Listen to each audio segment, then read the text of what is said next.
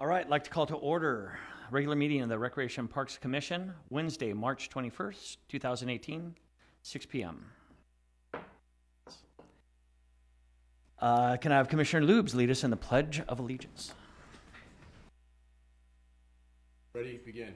I pledge allegiance to the flag of the United States of America, to the republic for which it stands, one nation, under God, indivisible, with liberty and justice for all.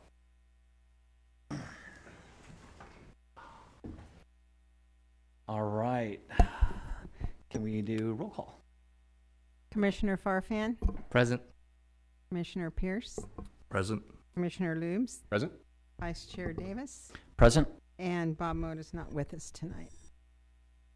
Thank you very much. First up on presentations, we have Recreation Superintendent Ericia Hester.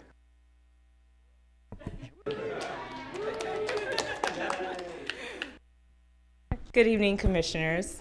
So today we have this evening, we have the long-awaited arrival of our new Recreation Aquatics Supervisor and Recreation Aquatics Coordinator. So I would like to introduce to you this evening both Jeanette Gant and Linnea Palmer. I will have them come up to the podium one by one so they can say a little bit about themselves and to your own horn. Okay. I didn't. Hi, so my name's Jeanette Gant. I'm the newest Aquatics Recreation Supervisor, City of El Segundo. A little bit about me, so you guys know this. I'm actually from town. I grew up at the Plunge, playing water polo, swimming. My first job was actually as a locker room attendant back in the day when they had those. I was too young at the time to become a lifeguard. I quickly became a lifeguard, swim instructor, and just grew up in the system here in El Segundo with aquatics, which I really do owe my career to. I then went down to San Diego, where I went to San Diego State and got my bachelor's in recreation and tourism management. Worked for the city of Coronado for about 5 years, 2 doing facility rentals, 3 in the aquatics department as the aquatics coordinator. And then for the past about 4 or 5 years, I've been with the city of Carlsbad. First as the aquatic supervisor, and then for the past 1.5 years as the aquatic manager, running their 2 aquatic facilities, which are a bit similar to what we have going on here in Orlando. So I'm excited to be back. I'm on week 3 right now and loving it. I love being home, being able to see all the faces and people that I haven't seen in a long time.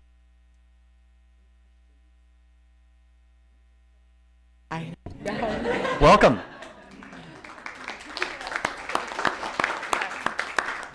Hello, I've met you guys all before, but I'm Linnea Palmer. I've been working for El Segundo. I started at the Plunge when I was 15 as a cashier, and I quickly got up my lifeguarding certification and became a swim instructor.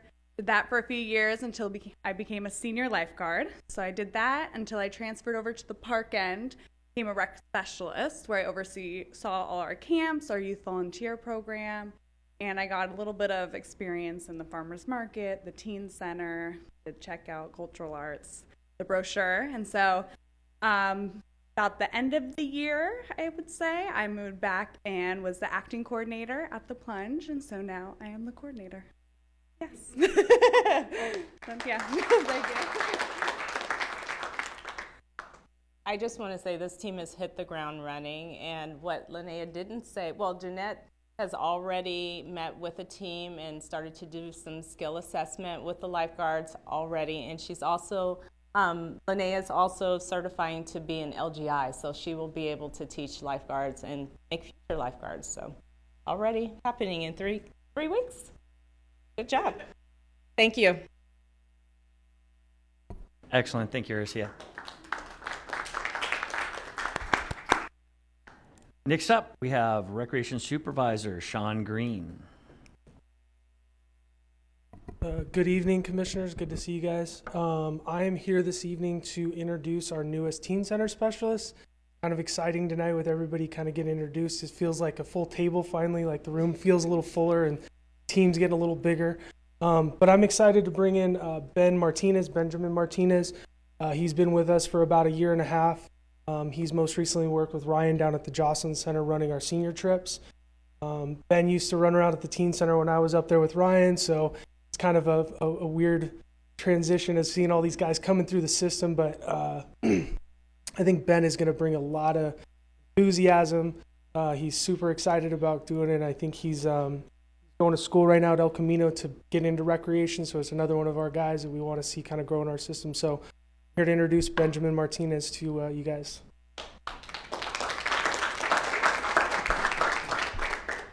Good evening, commissioners. Like Sean Green has already said, my name is Ben Martinez. And so a little bit about myself. I grew up going, like he said, to the teen center, partaking in a skate park. So I'm really looking forward to implementing programs and activities, as well as raising attendance, ensuring a fun, safe place for the teens to hang out. Thank you, Ben.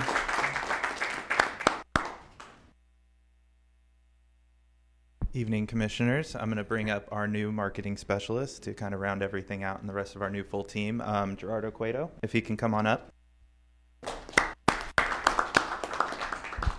Gerardo's been with us now about 5 weeks. He comes from the city of Downey previously, and he worked in library services doing some of their design and displays there. He's come over to us and really hit the ground running. I know many of you knew Neil Von Flew and the vital role he played with us, so Gerardo has jumped right in and really picked some things up and adding his style to some of our flyers and designs. So looking really forward to getting the 4th of July flyer out to you guys soon, as well as the hometown fair and our other big one we have. Summer concerts. Summer concerts will be coming out. So those are kind of the big projects, and it's been really fun with Gerardo. He's brought a different kind of spice to the team, enjoys country music, lingua tacos, and quite a different guy, so really good to have him.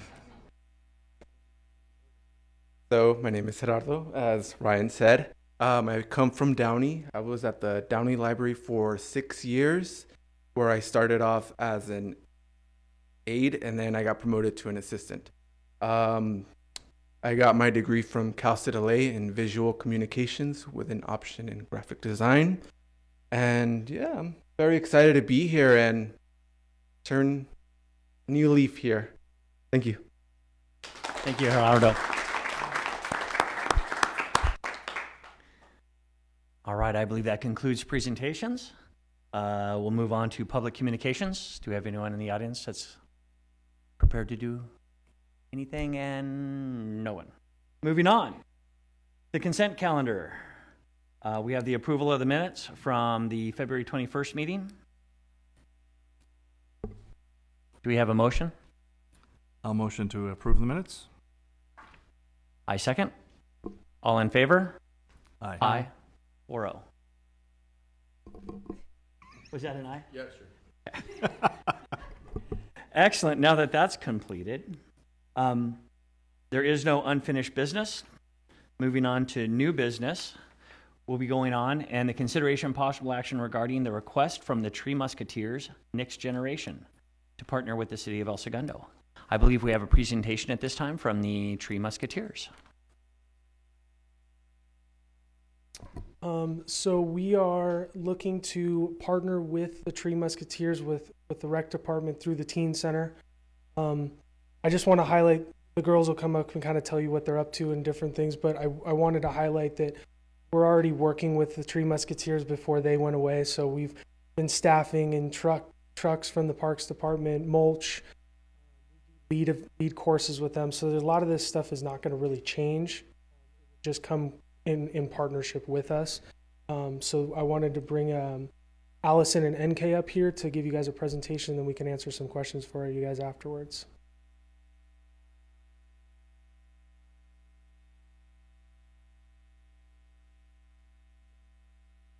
Good evening, commissioners.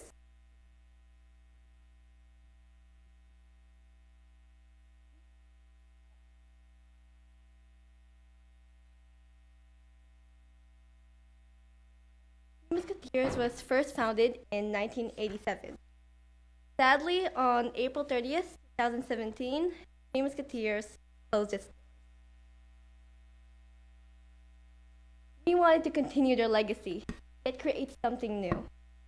Three Musketeers Next Generation was born. We found that trees are vital and give life to the planet.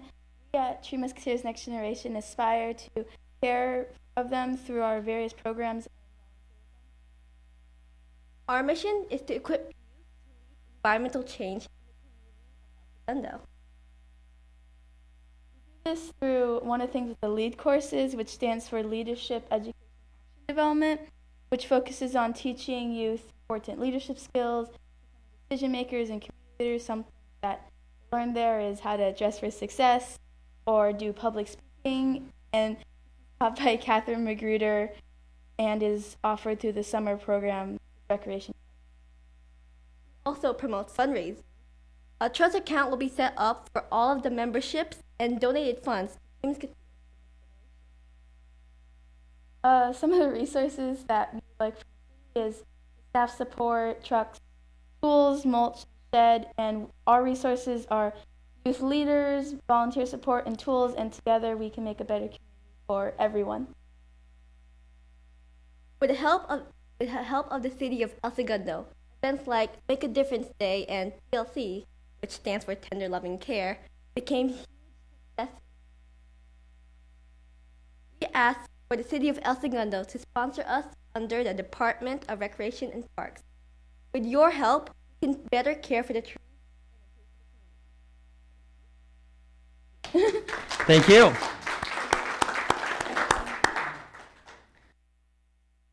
All right, under recommendations, review and discussion for the proposed,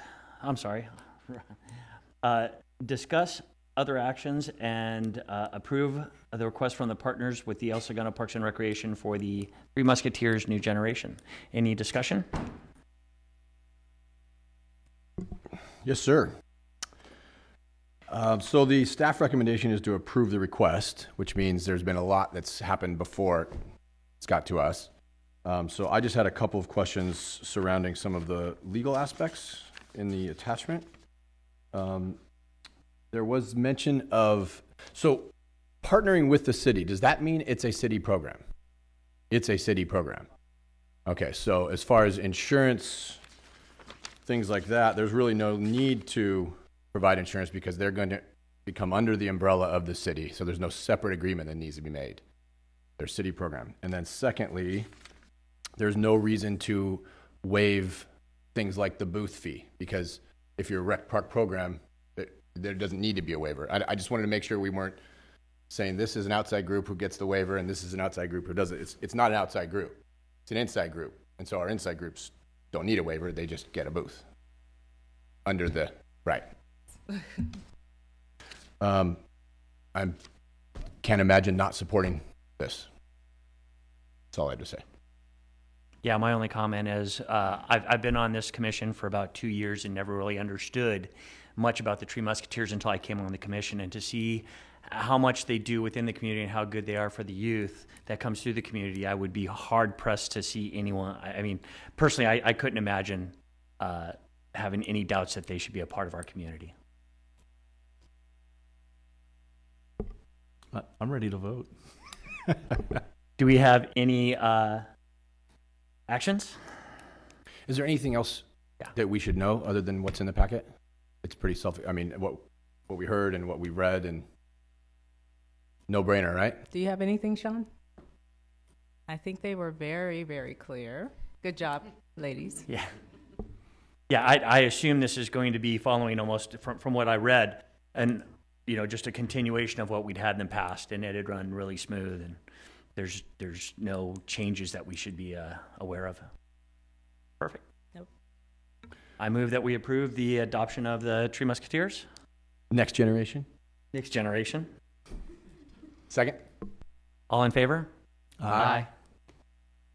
4-0. Congratulations.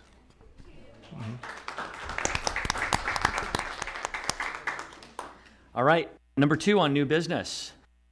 Discussion and possible action to the recommendation of the daily drop-in fee structure and hourly rental rates for the new El Segundo Aquatic Center and the Eurosari Swim Stadium.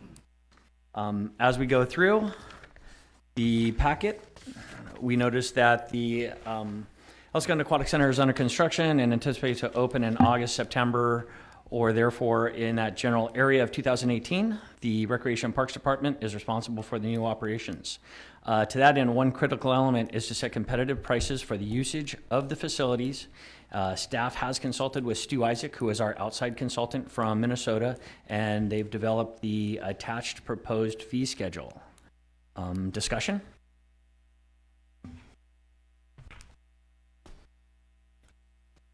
I'll go whenever you tell me to go. Go ahead, Dave. Okay. Like most things that come to us, there's been a lot of work getting it here. And so I hesitate to ask certain questions because they've been vetted and they've been, so I apologize in advance for some of these, but you're going to say, yeah, Dave, we talked about that a year ago, or yes. Okay. So, but I need to do it. All right.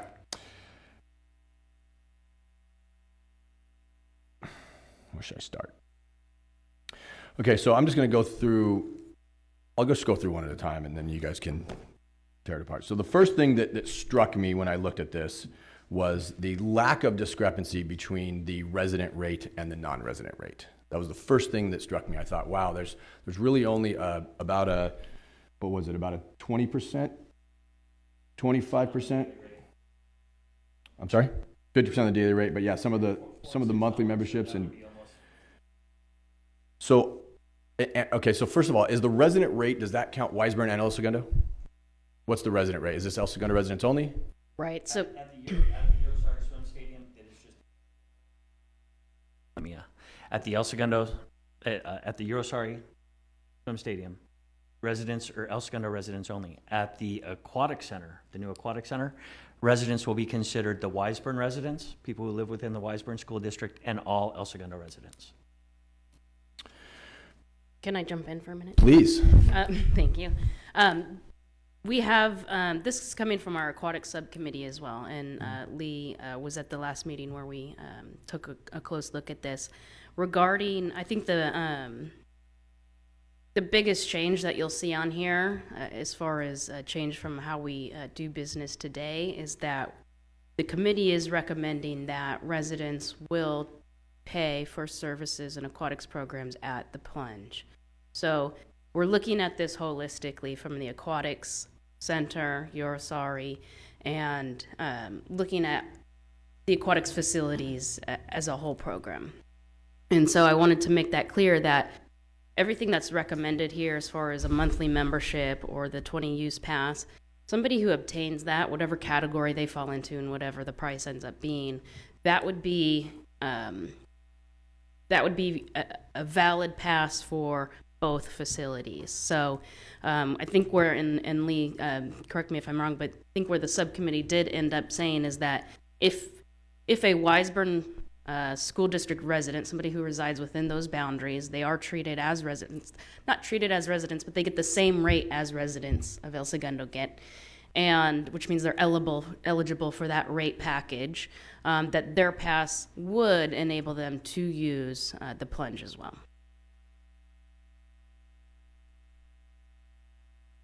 I think some of that is still up for review at the committee level, but there's still some outlines on that. Mm-hmm. And one of the questions I'm sure that you have about the plunge is we've never charged before, and this wouldn't necessarily because the new aquatic center is coming online, but this is to also spur a fund to renovate Eurosari Swim Stadium. Currently, there are very few funds available for the renovation of it, and this would be towards the renovation of it while we're rolling out new price packages. So my concern is not starting to charge residents for the plunge. I get that probably needs to happen for a number of reasons, and it's been probably long overdue.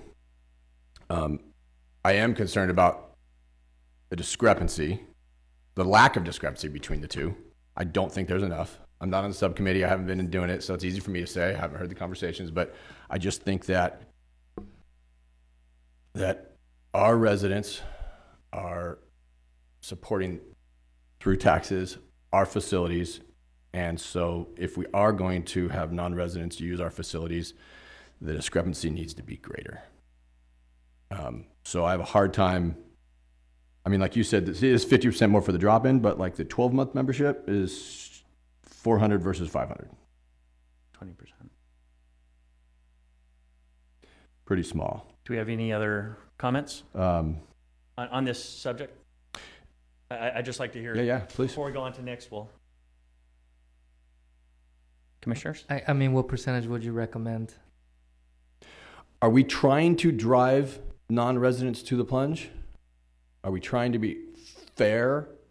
I guess I'm not totally sure what the motivation would be. I would think that we're trying to set the price at a point that is reasonable, that people can afford, that will still allow the same approximate number of users to continue to use. I also am aware that these can be modified if it becomes overcrowded in the first year, and we could potentially say no to the residents, so this isn't stuck in stone forever. But I don't know what the difference should be. I think it should be more than 20%, more than 25%. Let me ask a follow-on question with that. In establishing the prices, did we look what it looks like in other communities relative to us? Yes, we did. And most of the rates are $4 per drop-in fee or more. Manhattan Beach, Hawthorne, Manhattan Beach is higher than. I'm looking for the disparity between residents and non-residents as to that number. Most communities have one rate across the board. One rate across the board. Right. So if I go to Manhattan Beach to a pool, I can drop in for the same price as a Manhattan resident? Yes, I believe so. To clarify that, yes, you can, but it would be the Big Park pool, which is arguably perhaps a little more rundown than the plunge. Wow. Yeah. That's saying something. It's shallow all the way across. It is, it's had some serious problems. And the plunge, even at 75 years, believe it or not, despite the 75 years, is still a pretty decent pool all in all, despite filter number 4, despite a number of things. It is a because our locker attendants took care of it back in the day. That's right, back in the day. But yeah, with that being said, there's very little that says resident, non-resident, because most people stay within their community. As we look forward, I think the Aquatic Center is going to be not just a local pool for the Weisburn El Segundo community. It's going to be a regional pool that's going to hopefully service people and cater to people, accommodate people from Palos Verdes to Santa Monica, depending on where they work, where they transit by. So as we looked at the prices, I looked at the prices. I've always kind of set that, 20% with if there's any registration, they get priority registration is kind of the delineation when I look at either a golf event, a swimming event, or a lot of it. I don't want to necessarily in the first year discourage people from coming to the pool. If we do hopefully have a problem with too many people at this pool, I highly recommend raising the non-resident rate. But at this point, I want to see people using that facility, and then we'll monitor it from there. And I think we'll, figure that out as time goes on. One concern about raising rates after the fact for non-residents is the optics is really bad, right? Once you have these rates set, you wait a year or two and you say, oh, now we're going to raise the non-residents rates. And it looks like you're saying, we don't want any non-residents coming at all, is what the optics could be difficult.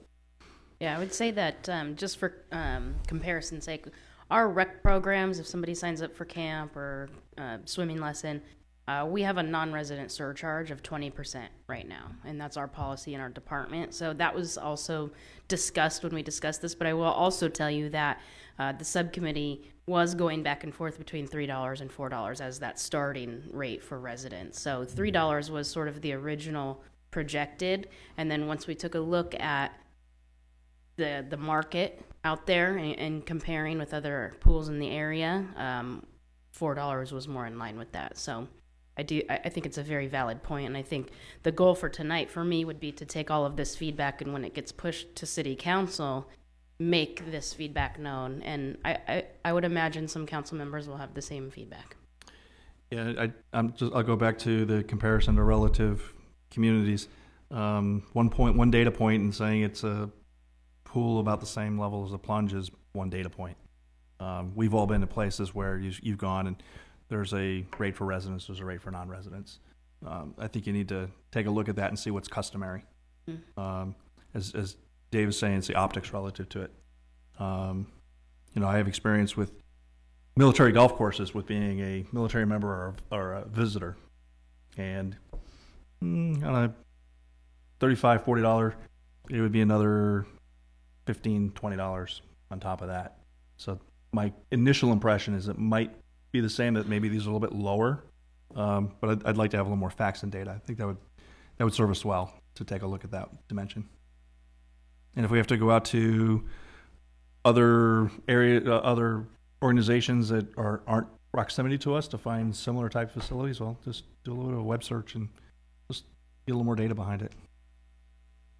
It'll help everybody from second guessing in the later on. Stu did do a lot of the data search, and he did have a number of the local pools. I can't remember them off the top of my head. Okay. Do you have that data, Meredith, or not? Yeah. It was pretty. It was fairly substantial, and if I'm not mistaken, I even believe that Santa Monica doesn't allow non-s into their drop-in. Yeah, I would expect you to see a pretty wide range of different things. So. Yeah, so there's a lot to be said for it. The one thing I will say that the residents, whether it be El Segundo or the Wiseburn School District folks, have put in $12 million. So they've already put up a nice little chunk of change. So I am all for seeing residents go down and non-residents perhaps a touch higher. I'd like to see that disparity so that people feel like they're getting something a little extra for what, the 10 years of trying to get a pool in, a new pool in town has gone through. Yeah, and my comment is not intended to include the Wiseburn folks. There's a special relationship there that absolutely needs to be recognized. Mm-hmm. So, on that topic, I have deep concern about the comment you made at the beginning when I started talking about these passes are good for both pools. I'd like to understand maybe from the subcommittee member. I personally do not. I think we are crossing a line that we should not cross. That the plunge needs to be like this pool that's being created. I understand it's a joint use. It's two cities. It's both money. It feels very joint. The plunge sacred. I don't know. If we're allowing monthly memberships and whatever these other packages are to Wiseburn for the plunge, I guess I have a really hard time with that. That was shocking. I wasn't ready for that, and I can't really articulate exactly the reasons why I think it's not a good idea, but maybe you could fill me in on why you think it's a good idea. I made the assumption that people would prefer to go to a brand new facility rather than to a 75-year-old one, and that wouldn't even be an issue. It's not going to be a 75-year-old one. It's going to get redone. It's going to be beautiful. It's going to have a lot of people wanting to go there, and it's inside. So when you have a rainy day, when you have there'll be a lot of reasons why I think you might choose that pool over the other one. I would respond in two ways. I think Alex mentioned exactly what was talked about, is that we don't anticipate the reality of those who live in Hawthorne, Manhattan Beach, who are visiting the aquatic center to really come use the plunge as their first choice. But if there was some scheduling issue that precluded them from, maybe lap swim wasn't available during 1 week of maintenance or during a tournament or something, then they would still, because they paid for that, they would have an option to go to the plunge.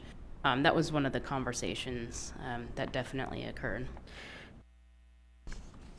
I feel like part of our job here is to be selfish for the community members, and I realize that I'm coming off as maybe being selfish, but gosh, I'll just say it again. I'm against that. I think once we say that, it will be almost impossible to ever go back. And you're opening a can of worms that I think could potentially lead to other problems. And I think it's better to hold that line and say, I don't know if it changes the structure of the amounts that you would pay if you're only getting one pool instead of two for a non-resident Wiseburn or a Wiseburn resident. Are we voting on this? Or is this just kind of, we're just talking and then you're going to give our things? I have a hard time voting yes on this just because of that one thing, honestly. No, I'm not asking for You're not you asking for a vote, it, so no. you're getting feedback. Okay, perfect. Then I come across as less selfish if I don't have to vote no. So Commissioner Lubes, you do realize that we do have non-residents that use the pool today. Yeah, absolutely. Okay. And I have no problem. I have no problem with that. I got you. I do see the future vision where It's you know, if the decision is made to make an investment in the plunge and to refurb it, I would expect it would be a pretty decent project, and it would be a place that we'd want folks to come to, right? It wouldn't just be an aesthetics wipe down the walls type thing. It would probably be a little more of an overhaul. So probably should just have that in mind as we go forward. One of the other things that came up in the subcommittee meeting was the fact that the new software is still not implemented. And we already have a number of different columns with a number of different people from a number of different places that are paying a number of different memberships, from monthly to single pass. Mm-hmm. And this is going to be very difficult to track and implement. And I think a lot of what we were trying to do was trying to perhaps simplify some of it, because we're not fully aware of exactly what this software is going to be able to allow us to track and how to track it. I think we're still in the process of trying to figure how we're going to delineate a Wiseburn unified member as opposed to a single Hawthorne, ID or something like that. So I do believe there are a lot of different things that are going to have to play through here, but I understand that the plunge currently has non-residents. They also pay a premium. Oh yeah. I'm just pointing out the and with the usage. residents, they're, I've got my little pink card right now, and I walk in for my $10, $12, $15 a year. So, I think that's great that the city allows everyone to get in there. But I do anticipate as aquatics grows, we're going to have higher demand, and I would hate for our residents who are used to using the plunge and are used to the 75-year-old pool, and they feel like they're getting squeezed out, because I know that when I jump in a lane with some of our more distinguished people in the pool, they aren't too happy to see necessarily another person in their lane. So if we open it up, it could create a little more discourse and make them feel like that the aquatic center has only been bad for them and not necessarily. I'm not sitting here saying open it up. I'm saying think twice before you close it down. Right. So there's an element of status quo that's been here for a long time. Right. And I would say, it's a city resource for residents, right? But we want to be good community neighbors as well, within reason. And I think that's the point you guys are pointing out, is that things may change with now having the larger facility and a larger interest. So we need to be mindful of it. On that topic, one of my other concerns, but maybe the software takes care of it, was that it just seemed like, from a staff perspective, so many different options. Like it just felt a little bit overwhelming, kind of what you're saying. So you've had that conversation. Just because I was just going to say, man, maybe we can just to make it easier on staff. But if you have software, obviously that helps that. What was the method by which you just differentiate between a Wiseburn resident or Wiseburn district resident and another Hawthorne resident? Is there addresses that carve out? Because I know Wiseburn is a subset of Hawthorne. Has that already been figured out? We're figuring that out, but we should have GIS data and some searchable database that would allow us to type in an address, and then it would tell us its boundaries.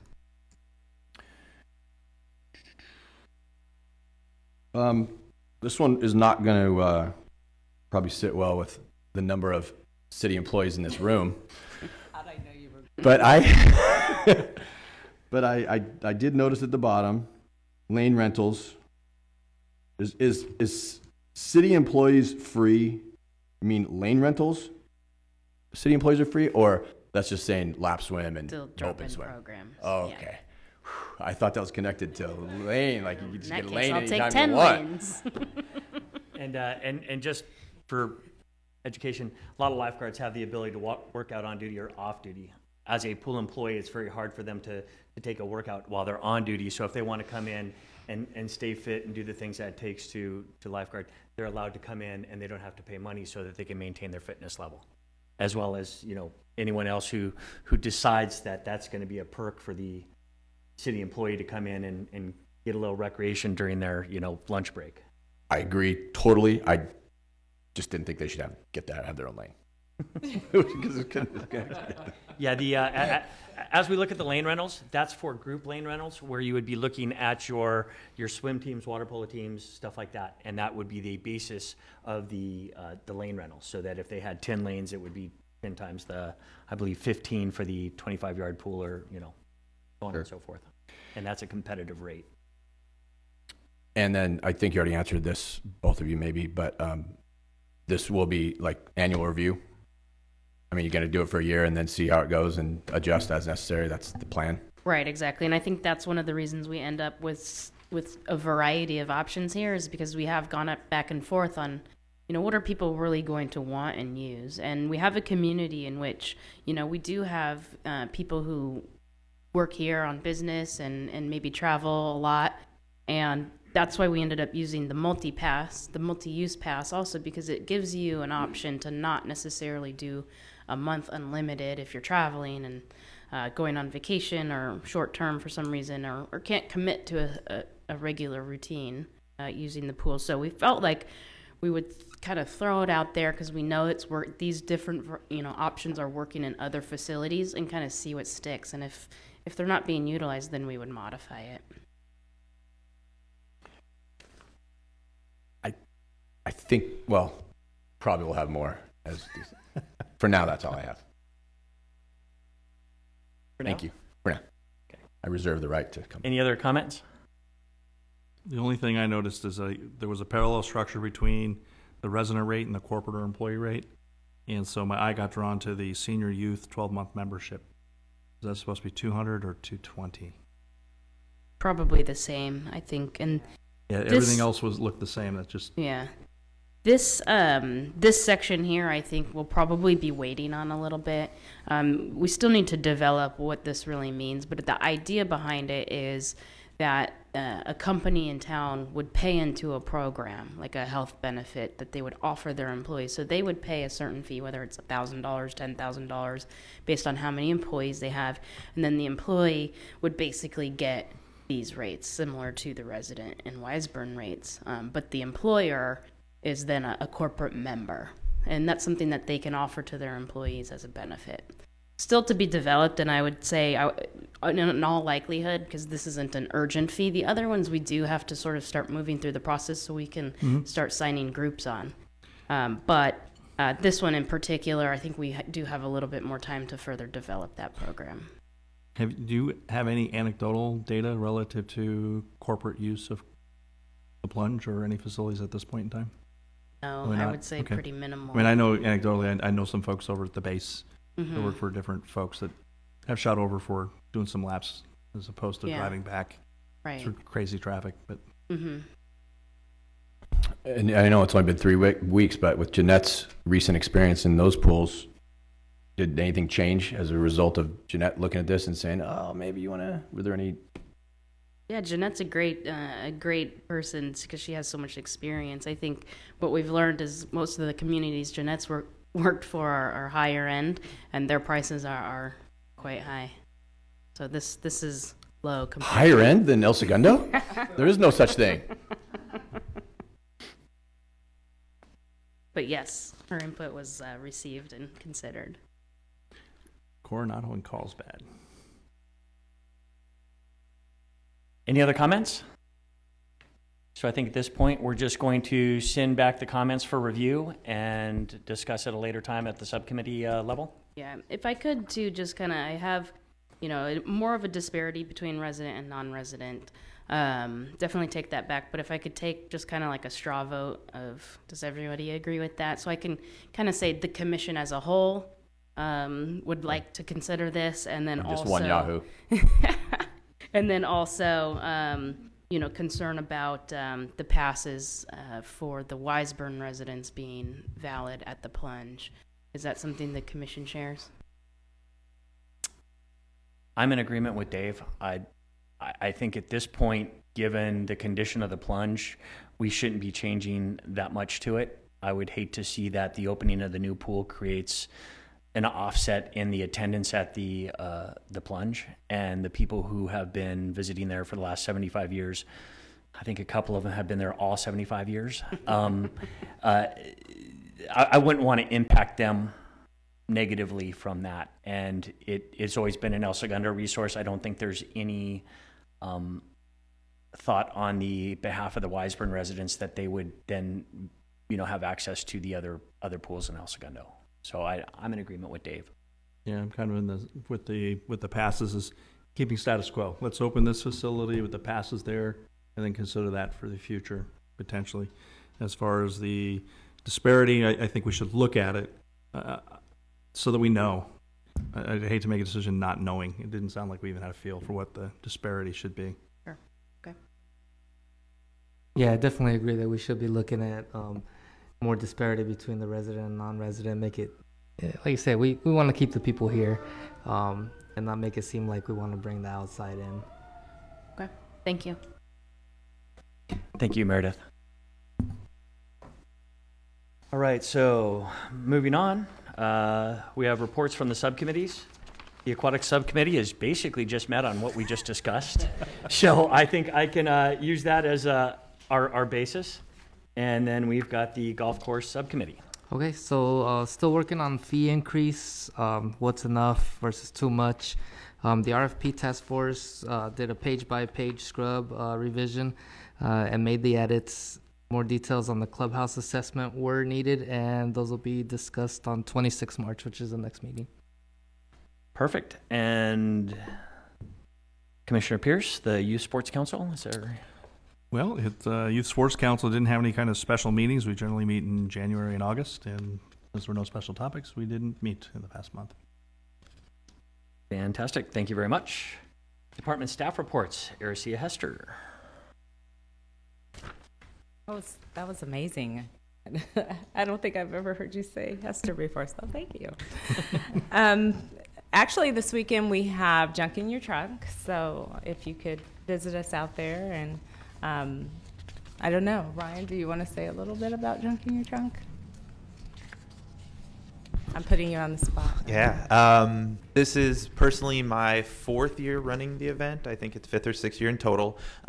We operate out of the Scout House parking lot and the mailbox parking lot on the corner of Grand and Eucalyptus.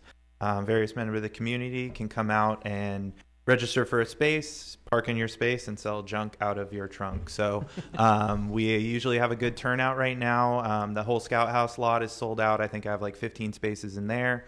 I think I have 2 more spaces in the other mailbox lot. And this year, we kind of partnered up these Boy Scouts do a garage sale out of there. So they're going to be selling out of there as well. So we have a few different groups going on.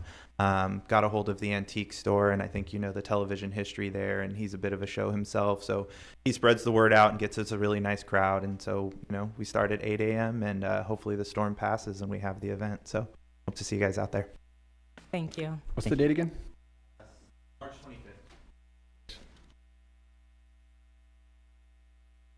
All right. Thank you. Thank you. I did have one question for Ericia. You don't mind? I think it was hers.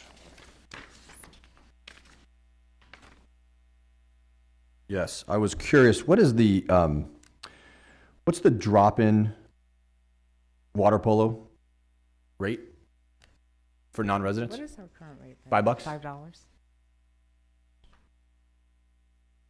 I just wanted to make sure that because it was because the drop in water polo is percentage-wise such a low resident rate, I wanted to make sure that, and I've thought about this before in the past, it's had some really bad months. This one looks like kind of average, but I just wanted to make sure that we're not running at a loss for a program that is primarily non-residents. So at $5 a head, it's bringing in $150. How many hours is it open?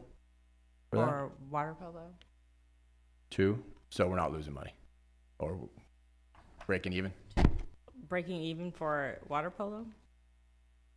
How many lifeguards are there? 2? We should have 2 there, and then we have our management staff. 2 hours per. I sound like I'm against people who don't live in El Segundo tonight, but sorry. I just want to make sure that, you know, that's all the other programs, you know, we have some non-residents that are involved in our programs, and that's awesome. This one is 75% non-residents, so just something to think about. Good point. Thank you. Thank you. I have a question as well. The new policy over at campus with having everything sign up, is that deployed, and how is it working if it is? It is ongoing right now, and so far, so good. Sean and I have checked in often about the policies that are going on at Campus El Segundo right now, and it seems to be well received. Any speed bumps? Any groups raise a concern or anything? Or Not thus far, and we've also been having meetings with the staff so they understand how to run the Campus El Segundo policies, and they're clear about what the direction is out there, and so it's been pretty smooth so far. and the sign up, did you guys get that deployed about the first of the month? March 1st. March 1st. Great. Was there an increase in groups renting it as a result of the change? So We've had some interest in renting during that drop-in time that we had previously. That we took like off the same group of people now is just doing it kind of what we talked about? the proper way, yes. Awesome. Excellent. All right. And moving on, Christopher Henson. Good evening. Good evening. You have my report in front of you. I'll answer any questions. One thing I'd like to add is we welcome the rain that we've had the last few weeks. Things are greening up. Perfect. Absolutely. The rain, I can't believe we're supposed to do for 2 inches, and we've only had 3.14 literally inches this year. So hopefully we do get a lot of that well-needed rain and helps the water budget and everything else on the water table. All right. Moving on. Dan O'Toole. Good evening, Commissioners. You have my report in front of you. We've had a couple things that we've been covering. They're coming on this week. You can watch us on our channels 3 and 22 locally, or else you can watch us at El Segundo TV on YouTube. We had the State of the City was Tuesday. And we had, today we had our second candidates forum this morning, and that'll be airing on our channel. So you can see the candidates that are up for City Council for this April's vote.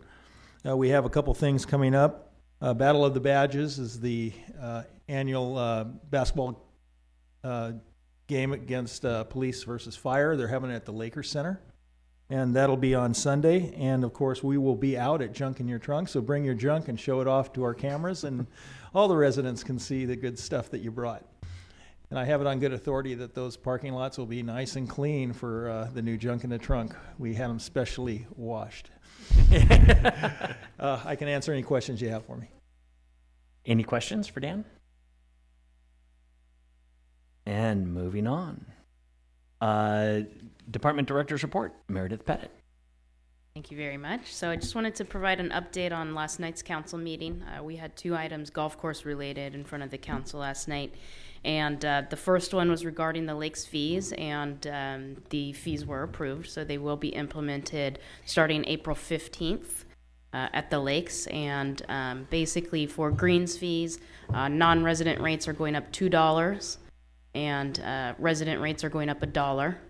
And the driving range buckets are also going up slightly. You saw the fees a couple months ago, and the council had a similar reaction the first time around, and that was it enough?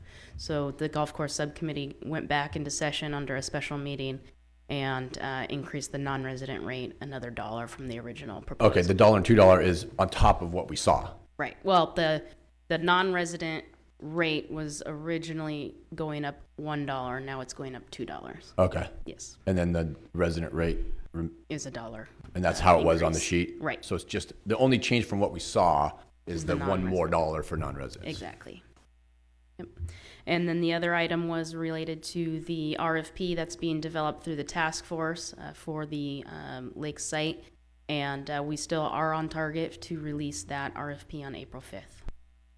The one comment that came out of City Council last night was to extend the time period in which the RFP is available for potential bidders to put their proposals together. So it's going to be out basically on the street, as they say, for about 8 weeks. So it gives a pretty good amount of time for any potential redevelopment opportunities to be developed and submitted. So those are the lakes updates. Also, I just wanted to say thanks to all the staff for coming tonight. It does definitely feel like we've got all of the positions on the recreation side filled. We're happy to have Jeanette. Congratulations to Linnea. Linnea has been promoted. So really proud of them to be back here at the Plunge, and really excited for what's ahead in the aquatics section. But also Darren's here, Sean, Ryan, Gerardo, Ben, welcome. And I wanted to mention also that last week we spent, some of us spent a day or two down at our California Park and Recreation Society annual conference down in Long Beach, and got some really great team building in, but also educational sessions, and had a good department lunch, and it just felt really, really nice, and I'm really excited for ARC's team in the next year. So thanks. Did the RFP ended up being wide open? Like it's any proposal will be accepted exactly. for any athletic use? Right. The restriction is the deed restriction, which is golf course and or other outdoor public recreation is the term. Awesome. Meredith, you also mentioned Civic Rec software. You had your first couple-hour training and implementation. How is that going, or how well perceived is it? Well, it takes a team. And we are quickly learning that we need to add resources to this project. We are on a tight timeline. We're confident that we'll be able to put out a product for summer registration. It will most likely be a phased-in product, but we'll have the basics ready to go by then. But we're excited about it, and we have definitely some good members of the team working really diligently on doing that. It's a lot, it's a new process for us. Software isn't our wheelhouse, so I think we're all learning along the way. And but like I said, it's a daily task. And just refresh my memory, when is that supposed to be up and running? May 18th. And the only reason I'm asking is because as we look at implementing fees and stuff like that, to see how much we can do within the system is going to be pretty important as we go back. So.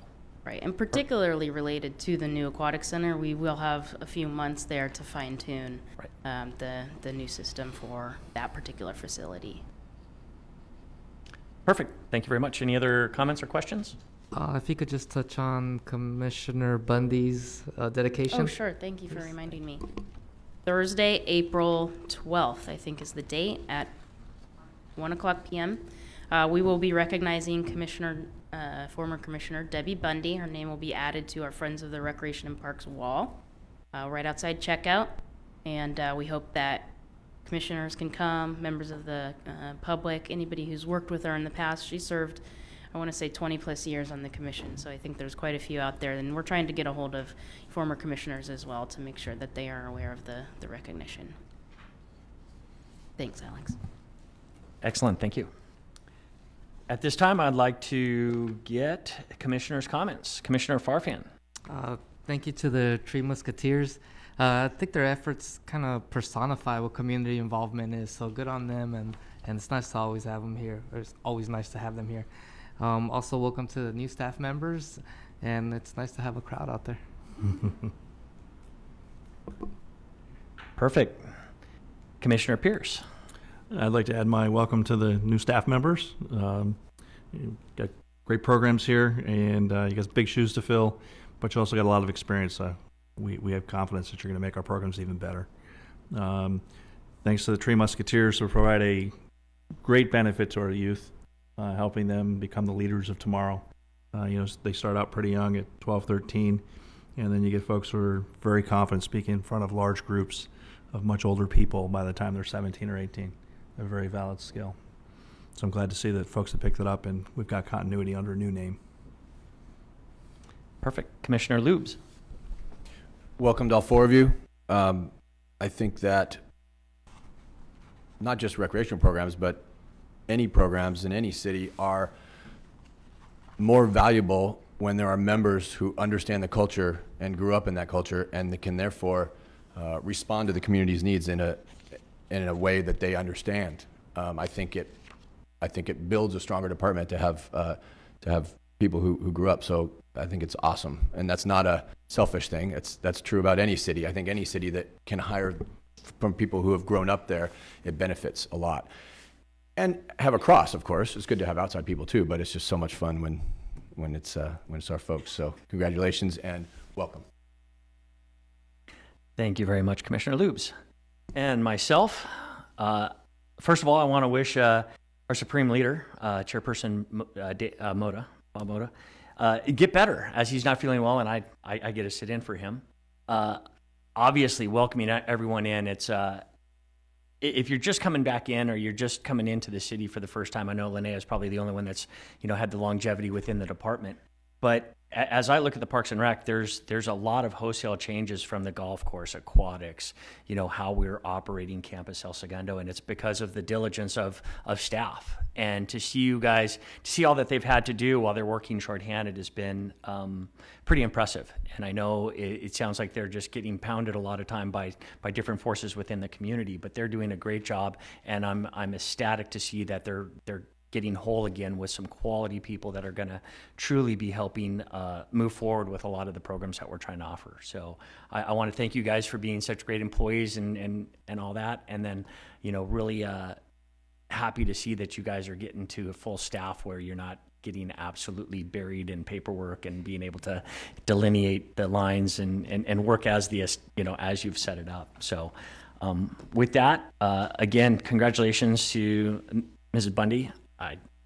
I've been on the commission for 2 years, and my eyes go cross-eyed sometimes. She did it for 24 years, and I look at that, and no one more deserving than her, and I look forward to being there on the 12th. And it's pretty much what I have to say. Oh, and Tree Musketeers, obviously. It's to see them when they were starting to phase out was pretty unique, because I had just gotten used to everything they had done, and then they were gone. So to have them come back is great. And with that being said, we'll conclude the commissioner's comments, open it up to public communications. None being seen, we'll move on. I now adjourn to the next regular meeting, Wednesday, April 18th at 6 p.m.